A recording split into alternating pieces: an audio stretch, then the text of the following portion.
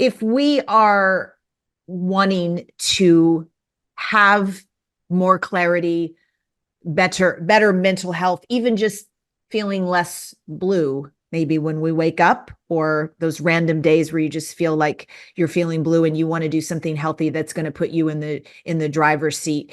Is there something that you lean into to just go, okay, I'm just going to have a shot of health to my gut microbiome? And I want to bring Karen into this too, right? Like, as far as like, are there just some foods that it's just like, just do this right now, and it's going to help that connection, short term and long term, of course. So what's interesting is that, we now know this is the gut-brain axis, and there's different components of that. Some of it has to do with vagal nerve and such, but there's a direct component, particularly around mood.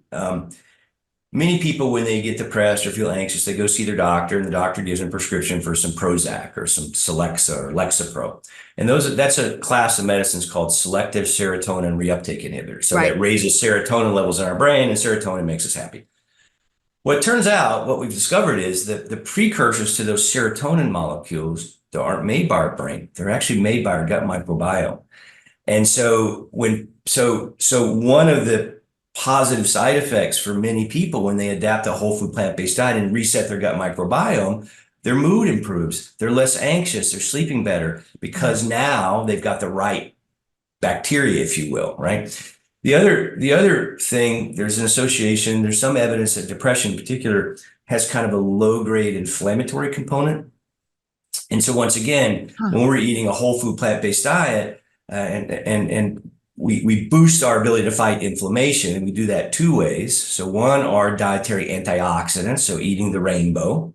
And then the other is decreasing the amount of omega-6 fatty acids in your diet and increasing the amount of omega-3. So it's getting rid of the meat and dairy and a lot of the oils. Because oils, the other problem with oils, just to go back to that for a second, most of those have a pretty high omega-6, omega-3 ratio. So what we're looking for is probably 2 to 1, maybe 3 to 1. Olive oil is 13 to 2. So, it's still pretty high.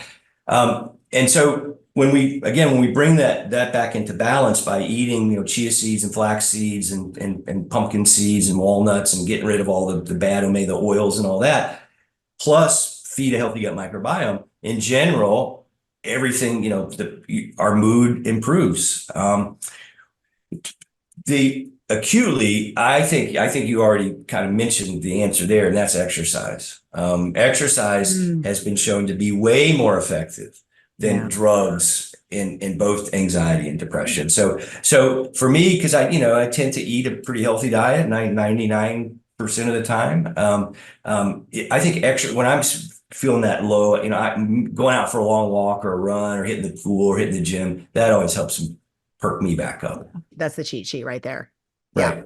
So, you know what? I never thought about that, but that's true. It is a cheat sheet. You're absolutely right. I never thought about that. I mean, he'll be in a bad mood every once in a while. I'll say, get out, go run or something. I'm a big rower. And if I'm just kind of in a bitchy mood or whatever, I know that I need to move. So I will hit that rower real hard and just drain myself. And then I'm just the lovely person that I am every day. But there's a theme nothing here, from right? you, Jim. Right. So there's a theme here that people I hope are picking up here. In medicine today, we practice health reductionism, right? Mm-hmm. We treat people's mood differently than we treat their blood pressure, differently than we treat their cholesterol, differently than we treat their cancer risk, differently than we treat their blood sugars. But what's the root cause of all of those problems? 90% plus of the cause is the food that goes in our mouth, how much we move, how much we stress, how much we sleep, and what environmental toxins we expose ourselves to, primarily tobacco and alcohol, though I think there is increasing concern about things like pesticides and herbicides and forever chemicals and hormones and things like that in our food. So when we flip that model upside down and focus on the food and the movement and the sleep and the stress and minimizing these risky exposures, it's the same conversation, whether we're talking about diabetes or depression or doesn't matter. Breast cancer, right? It's the same thing. And people, people don't get that sometimes, right? And it's but when it clicks, people are like, oh wow, That makes sense, right? Because it's root cause, and that's what lifestyle medicine is. Really, it's focusing on those things.